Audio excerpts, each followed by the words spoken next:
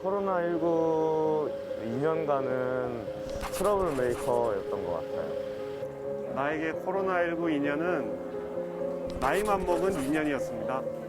멈춘 시간이었다. 지콕의 시련이다.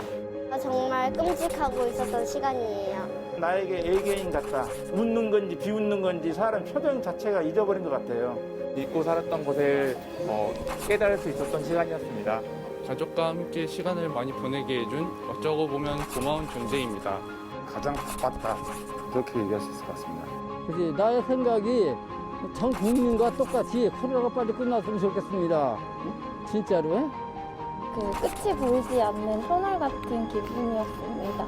정말 캄캄한 어둠처럼 보이는 시간들처럼 느껴졌습니다.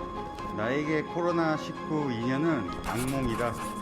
나에게 코로나19 2년은 불편했어요.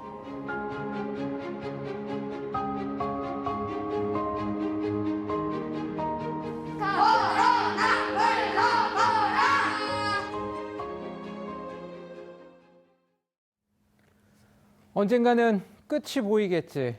이 또한 지나가겠지. 희망과 좌절을 오가는 사이 어느덧 2년이 흘렀습니다. 모두에게 가혹했던 그 2년을 우리는 어떻게 버텨왔을까요? 또 앞으로 우리는 어떻게 살아가게 될까요? 오늘 TBS7은 지난 2년의 기록을 되짚어보고 코로나19 시대의 미래를 가늠해보는 시간으로 마련했습니다. 먼저 최양지 기자가 코로나19로 사라진 2년의 삶을 정리했습니다.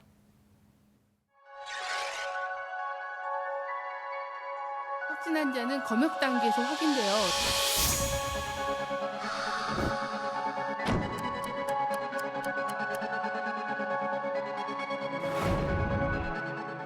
소강 상태를 보이던 확진자 수는 이태원 클럽을 계기로 폭증합니다.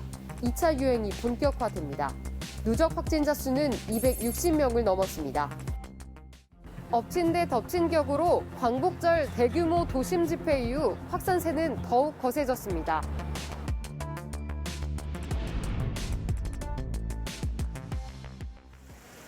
긴 어둠 속을 걷는 듯 불안하고 답답했던 방역 상황에도 한 줄기 빛이 내립니다. 2021년 2월 26일 국내 첫 코로나19 백신 접종이 이뤄졌습니다. 접종 시작 203일 만에 전 국민 70%가 1차 접종을 완료하며 접종률은 빠르게 올라갔습니다. 2021년 7월 백신 접종률이 높아지면서 완화된 거리두기 개편을 예고했지만 12월 초부터 확진자가 증가하더니 15일에는 역대 최대치인 7,850명을 기록합니다. 위중증 환자와 사망자도 가장 많이 나왔습니다. 방역 지표가 악화되고 결국 위드 코로나가 중단됩니다. 4차 유행 이후 더욱 강화된 사회적 거리두기가 시행됩니다.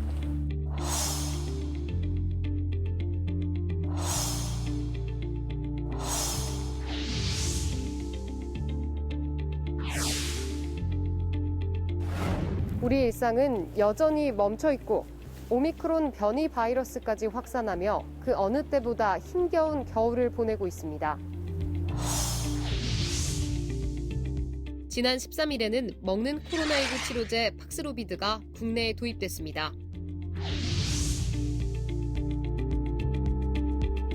다음 달 오미크론 확진자는 수만 명에 달할 것으로 예상됩니다. 코로나19와의 기나긴 싸움에서 새로운 무기로 작용할 주요 변수들이 등장한 상황 속 한국 사회는 다시 대유행의 기로에 섰습니다. TBS 최양지입니다. 우리나라에서 코로나19 첫 확진자가 나온 지 2년이 됐지만 오미크론 같은 변이 바이러스가 국면마다 등장하면서 의료 대응 능력도 계속 시험대에 오르고 있습니다. 이번에는 서울시 병상 현황 알아보겠습니다. 생활치료센터는 물론 국내 최초 재택치료 응급센터도 가동 중인 서울의료원의 취재기자 나가 있습니다. 유민호 기자, 현재 상황 전해주시죠. 네, 서울에서 가장 많은 코로나19 환자를 치료한 병원 중 하나인 서울의료원입니다. 재택치료자 응급센터를 운영 중인 이곳 본원과 생활치료센터를 포함해 모두 2만 1,000여 명이 서울의료원을 다녀갔습니다. 오후부터 현장 곳곳을 둘러봤는데요. 확진자 폭증으로 분주했던 지난달과 달리 지금은 여유를 좀 되찾은 모습입니다. 이곳 본원은 현재 365개 병상을 가동하고 있고 오늘 0시 기준 51명이 입원해 치료를 받고 있습니다. 서울시 감염병 전담병원들의 병상 가동률은 19%를 나타내고 있는데요. 중증 환자 전담 병상 가동률도 32.1%로 아직 여력은 있는 상황입니다. 지금 거리 강화 단계가 많이 강화되고 재택치료도 많이 활성화돼서 서울의료원 본원은 병상은 많이 여유로운 편이에요. 네, 오미크론 대유행 조짐이 있는 만큼 확진자가 많이 발생하는 수도권 병상 상황과 앞으로 의료 대응 능력이 중요할 것 같습니다. 오미크론이 곧 우세종이 될 상황에서 서울시는 어떤 준비를 하고 있습니까? 네, 한숨 돌릴 여유는 생겼지만 긴장을 늦출 수는 없는 상황입니다. 이곳 서울의료원도 재택치료를 강화하기 위한 노력을 계속하고 있습니다. 이 전담 상황실을 꾸려서 의료진이 전화와 스마트 앱으로 하루 3번 환자 상태를 비대면으로 확인하는 비대면 진료를 진행하고 있습니다. 서울시도 오늘부터 재택치료 증가에 대비한 선제 대응에 나섰는데요. 먼저 동네 의원에서도 재택치료를 차질 없이 받을 수 있게 서울형 모델을 만들었습니다. 우선 동네 의원이 아침부터 밤 10시까지 환자를 관리하고요. 이 심야에는 최대 10개 의료기관이 컨소시엄을 꾸려 환자를 모니터링하는 당직 모델을 구축하기로 했습니다. 오늘 구로구부터 시작해 서초, 동대문 5개 자치구가 순차적으로 시범 운영하고 모든 자치구로 확대할 계획입니다. 지금까지 중랑구 서울의료원 앞에서 TBS 유민호입니다. 한번 기분이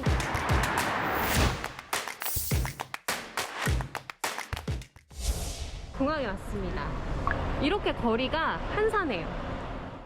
가장 먼저 가본 곳은 인천국제공항. 코로나19 이후 전 세계는 빗장을 걸어 잠갔고 시민들의 발길도 묶였습니다. 자가격리가 없다 그래가지고 없어졌다 그래서 했다가 오기 2주 전에 다시 자가격리가 생겨가지고 한 열흘 붙잡혀 있고 그래서 일을 많이 못했어요.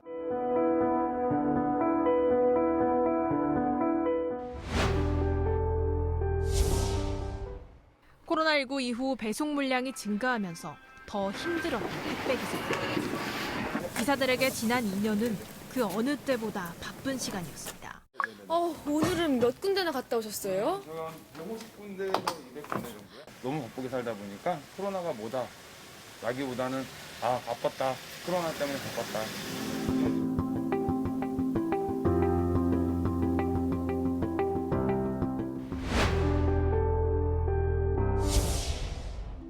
특히 의료진들에게도 지난 2년은 끝나지 않는 어둡고 긴 터널이었습니다.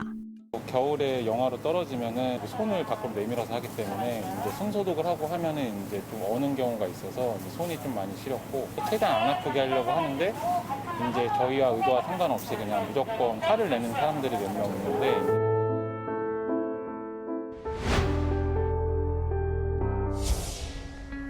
요즘같이 추운 날 노원구 상계동 양지마을의 450가구는 연탄으로 겨울을 나고 있는데요. 코로나가 발생하고 나서 60% 이상 봉사자가 감소를 했고요. 연탄 후원도 40% 이상이 줄어서 근데 쓰고 나서부터는 힘이 많이 찹니다. 좀 즐거움이 있어서 저는 계속 할 수 있었던 것 같아요. 저희도 봉사에 나섰습니다. 출발하실게요. 근데 진짜 연탄이 생각보다 너무 무겁네요. 안 떨어져요. 안 떨어져요. 딱 달려가도 안 떨어져요. 걱정하지 말고 가요. 잘 마시겠습니다. 차라리 빨리 봄이 왔으면 좋겠고 또 코로나가 빨리 물러났으면 좋겠고 하루빨리 코로나가 끝나길 우리 모두의 바람입니다.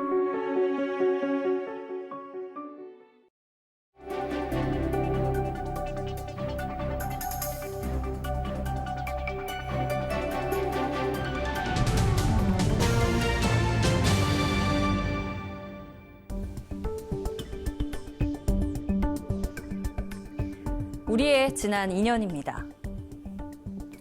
마스크를 쓰고 또 백신을 맞고 예상보다 코로나가 길어지면서 누군가는 화가 났고 누군가는 절망했습니다. 그래도 우리 힘을 내보자라는 말은 애석하게도 크게 와닿지 않죠. 미심 듣기 이민정 기자가 코로나19 2년의 그림자를 따라가 봤습니다. 영업시간 제한 즉각 폐기하라! 백신 패스 위헌이다. 아슬아슬했던 우리의 지난 2년. 백신 미접종자로 몰리면서 어떤 미래를 바라보면서 우리가 살 수 있겠습니까?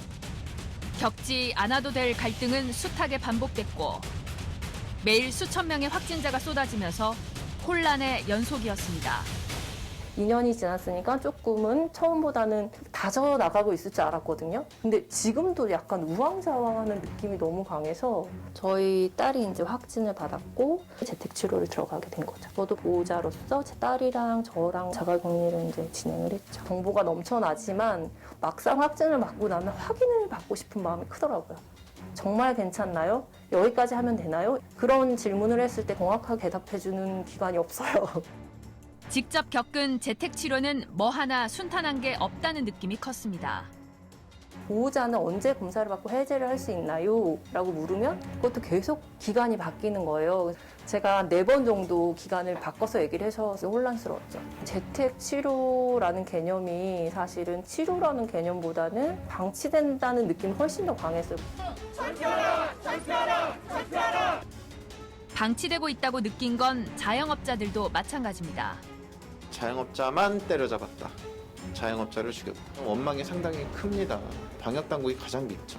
보통 오후 시간대 되면 좀 많이 차는 편이었나요? 보통 한 10개 이상은 찼거든요. 근데 지금은 2개 돌아가고 있습니다. 순수익이 70% 줄었습니다. 월세가 가장 큰 부담입니다. 230대고요. 8천만 원 정도 그 채무를 지게 됐고요. 간신히 버티는 중인 지금 가장 많이 드는 생각은 억울하다입니다. 동부구치소에서 확진자 많이 나온다고 코인 노래방 문 닫았습니다. 교회에서 확진자 많이 나온다고 코인 노래방 문 닫았습니다. 원인은 다른 곳에 있는데 문 닫는 곳은 우리였고요. 이러한 억울함이 가슴 깊이 지금 있기 때문에 한번 이렇게 건드리면 터지기 일보 직전이죠. 처음부터 방역과 손실보상이 제대로 이루어졌다면 지금 이러한 불만의 목소리들이 전혀 없었을 텐데 찔끔찔끔이라는 표현이 맞고요. 이렇게 손실보상을 안 해주려고 하다가 이 사태가 벌어졌고 결국 자영업자들은 빚은 빚대로 쌓여가고 있고 손실보상 제대로 하자. 오로지 그 얘기를 하고 싶어요. 20년 된 여행사인데 길을 잃었습니다. 코로나 이후로 기존에 있던 직원들 정리하고 남아있는 직원이 지금 5명 정도. 지금은 휴업 상태입니다. 지금 직원이 이제 안 나오는 상태고요. 저는 나와서 이 자리를 갖다가 지금 지키고 있는 상황입니다. 회복한다는 희망을 갖고 또 기다렸던 거죠, 계속. 매출은 0원, 빚만 1억 원 넘게 늘었습니다. 임대료나 유지 비용을 갖다가 항상 이제 더 내야 되니까.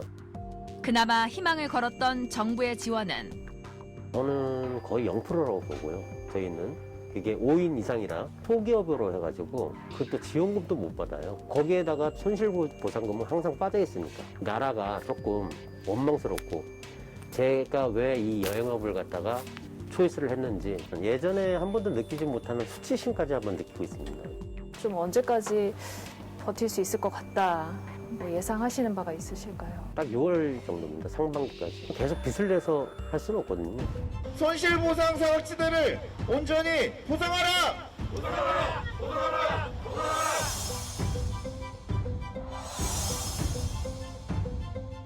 전문대학 20학번으로 입학해서 졸업 예정자인 학생입니다. 입학부터 이제 졸업까지 다 코로나 상태였잖아요. 좀 어떤 생각이 들어요? 아쉬운 마음이 커요. 실습을 많이 하게 되는데 코로나가 너무 심해져서 비대면으로 돌려지는 바람에 학교는 몇 번 가봤어요? 수업을 들으러 간 적은 한 번도 없었고 실습할 때만 한 2-3번. 물론 비대면이라 좋았던 점도 있었지만 다시 돌려볼 수 있다는 점이 공부할 때는 굉장히 큰 장점이었고 그에 비해서 이제 교수님과의 커뮤니케이션은 좀 많이 힘들었다는 점이 아쉬웠던 것 같아요. 아쉬운 마음은 자신감까지 떨어뜨렸습니다. 제대로 배운 게 있나? 라는 생각이 드는 상태에서 졸업하는 것 같아서 취업에도 좀 자신이 없어지고 제가 자신 있게 어디에 내놓지 못할 것 같아요. 전문대회는 전문 직업인을 양성하기 때문에 실험, 실습, 실기 위주의 교육이에요. 코로나 사태가 계속 장기화 되면서 4주 이상 실습을 받은 학생들이 5.9% 정도밖에 학습 결손이라든지 이런 것들이 많이 우려가 되는 상황입니다. 지난 2년간 더 짙어진 코로나 그림자. 너무 많이 꼬여버린 코로나 실타래를 우리는 언제쯤 풀 수 있을까요? 다시 돌아갈 수 있으면은 대학 생활도 즐기고 싶고 그런 환경에서 다시 다니고 싶어요. 그래서 이 시간이 좀 빨리 끝나기를 기대하고 괜찮다 해서 버틸 수밖에 없는 거죠. 민심 듣기 이민정입니다.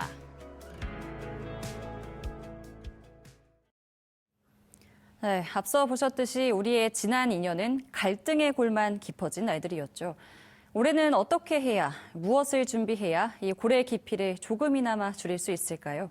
백창은 기자가 전문가들에게 답을 물었습니다. 안녕하세요. 안녕하세요. 먼저 지난 2년을 좀 되돌아본다면 나에게 코로나19는 어땠는지 한마디로 좀 표현을 해주신다면 어떠셨나요? 코로나19는 몰카다.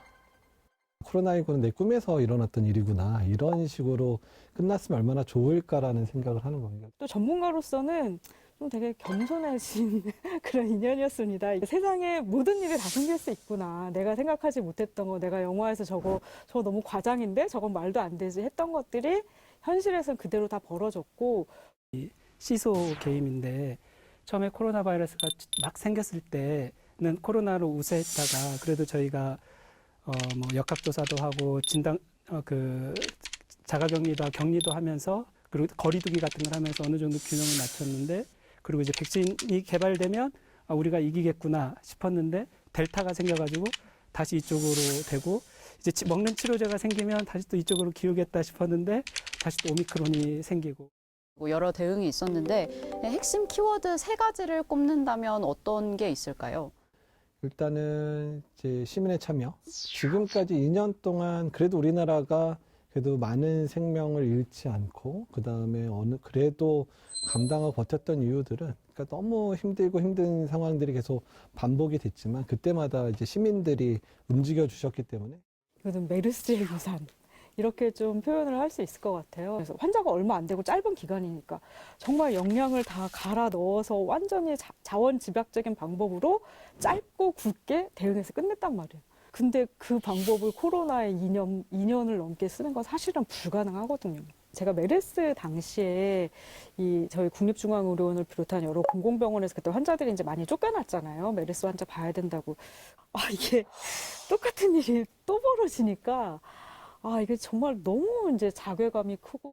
선생님께서 또 그 올해 코로나19 대응에 있어서 좀 준비해야 될 것 중에 하나로 또 생각을 하실 부분일 것 같은데 조금 더 말씀해 주신다면 저희가 어떤 거를 구체적으로 준비해야 할까요?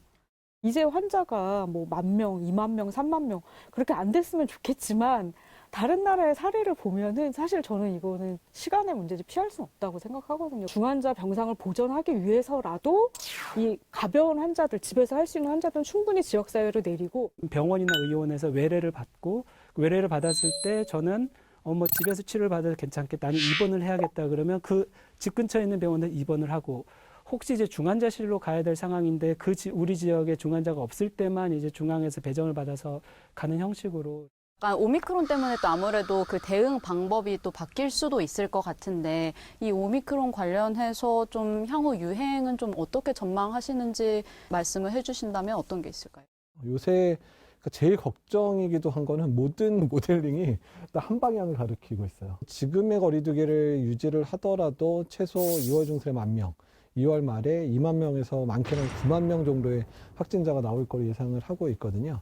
한 번도 안 걸리고 백신 접종을 아예 안 한 사람 그룹들만 성인에서만 200~300만 명이 남아있고 소아까지 합치면 600~700만 명이 남아있단 말이에요. 그러니까 오미크론의 전파력이 매우 강하다고 생각을 하면 이 정말 바이러스의 백신으로든 실제로 감염됐든 한 번도 노출 안 된 이 인원에서만 확진자가 나와도 하루에 몇만 명이 나올 수 있는 확진자고 또 그 인원 중에서 이제 고령층이나 이런 분들의 중증화 비율은 이제 델타보다는 낮긴 하겠지만 오미크론 때문에도 꽤 많이 발생을 할 거기 때문에 불확실성을 이해해가면서 유연하게 접근해야 된다라고 생각을 하고, 거기서 이제 가장 중요한 건 저는 예방접종은 아무리 강조해도 지나치지 않다라고 생각을 합니다. 예방접종 관련해서 이제 한마디 보태고 싶은 게, 가용한 현재 있는 가장 최선의 근거를 이용해서 판단을 내린다고 했을 때 일단은 예방접종이 가장 확실하고 어쨌든 우리가 믿을 수 있는 수단이기 때문에 맞아야 된다라고 얘기를 하면서도, 그런 혹시라도 생길지 우리가 아는 부작용 혹은 모르는 부작용에 대해서 전문가들도 모니터링하고 그거를 좀 찾아내기 위해서 노력하고, 그래서 좀 주의 깊게 보자, 좀 회의적인 시각으로 이걸 비판적으로 보자라는 얘기를 원래 전문가들이 했었어야 되는데, 전문가들 그런 자리를 다 빼앗겼어요. 왜냐하면은 너무 백신과 관련된 거짓 얘기들이 많이 들어오니까. 그러니까 정말 좋은 지적을 해주셨는데요. 방역 패스가 인권의 문제와 어쨌든 방역의 문제 이 정도만 다뤄줘도 그냥 오케이 하겠는데, 방역 패스가 무효화된 이유가 백신이 효과가 떨어지니까, 백신이 무효하니까 그래서 방역 패스 취소하자는 거야. 이런 식으로 언론이 언급을 하는 이런 세상이 우리나라가 펼쳐지고 있어서, 사회 갈등이 좀 두드러지는 거에 대해서는 좀 어떻게 저희가 대응을 해 나갈 수 있다고 생각을 하시나요? 국가 주도의 방역과 개인 중심적인 방역과 어떤 공동체 중심적인 방역이 좀 세계가 약간 구분해서 생각할 수 있을 것 같아요. 지금까지 방역은 국가주의적인 방역이 좀 많았다고 생각을 해요. 그러니까 시민들도 나라에 원하고, 국가가 뭐 하느냐 너희들이 정해라 이렇게 하고 국가가 정하는 걸 따라하는 이런 거였는데, 저는 이게 조금 더 공동체 쪽으로 옮겨가기를 일단 이론적으로는 그렇게 생각하는데, 현실에서 이걸 어떻게 만들지는 저도 고민이 많이 되고 있습니다. 네.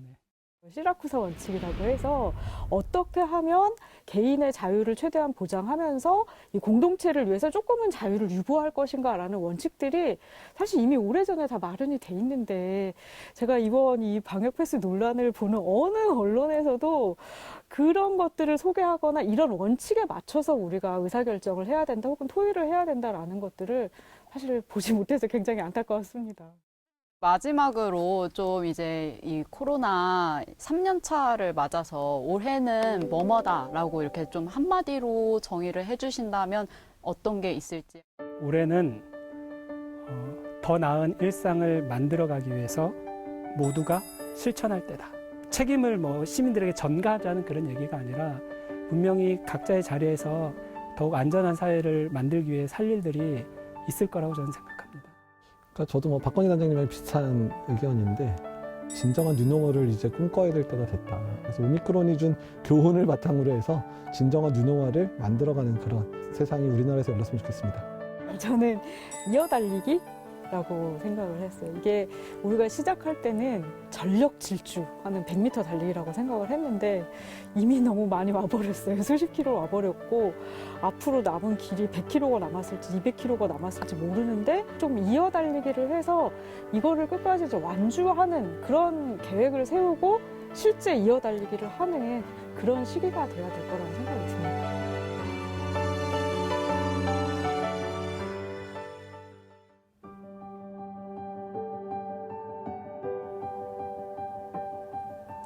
길고 큰 오르막길. 한 초등학생에게 코로나19 인연은 어떤 시간으로 기억되냐고 물었더니 이런 답을 내놨습니다. 길고 큰 오르막길.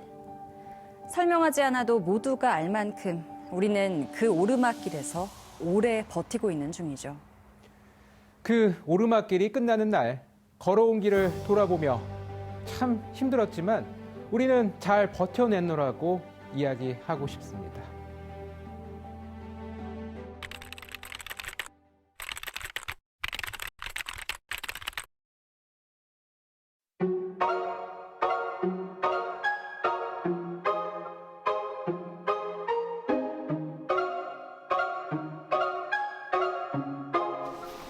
다녀오겠습니다.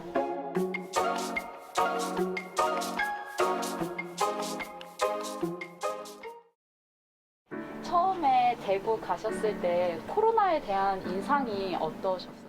취재를 하는 그 자체가 좀 공포라고 얘기를 해야 되나요? 그냥 다니는 것 자체, 취재하러 다니는 것 자체, 그리고 사람을 만나는 것 자체가 좀 두려웠던 시기였습니다. 어느 순간 점점 사망자의 숫자에도 또 확진자의 숫자에도 제 스스로 이러면 안 된다. 안타까운 마음을 가지고 일하자 이런 생각을 가지고 임했던 것 같아요. 이게 상황이 끝날 듯 하면서도 끝나지 않고 또 계속 새로운 위기가 찾아오고 레벨 D 방호복 답답하다는 얘기 말로만 들었지 정말 얼마나 답답할지 가늠이 잘 안 됐는데 막상 입어보니까 훨씬 숨쉬기도 불편하고 그리고 벗을 때 더 감염에 주의하면서 벗어야 되다 보니까 그게 엄청 번거롭더라고요. 그 코로나 바이러스의 무서움이 저한테 정말 직접적으로 와닿았어요. 당연히 사랑하던 날 다시 돌아올 때까지 누구나 걸린다는 생각을 진짜 많이 했던 것 같아요. 데미지 피해라는 건 또 사람마다 너무 다르게 다가오잖아요. 그런 거 보면서 약간 우리 사회의 어떤 구조적 취약성, 모순 그런 것들이 확 드러났던 인연이었던 것 같아요. 나에게 코로나19 인연은 배움이었다. 나한테 코로나 인연은 마스크다. 끊임없는 반성의 시간이다. 기도다. 코로나 이전과 이후가 어떻게 달라질 것인지 무엇을 달라지게 될 것인지 고민해 보게 되는 계기였던 것 같아요. 평범한 나날들이다 얼마나 소중한지 알아버렸죠. 당연히 끌어안고 당연히 살아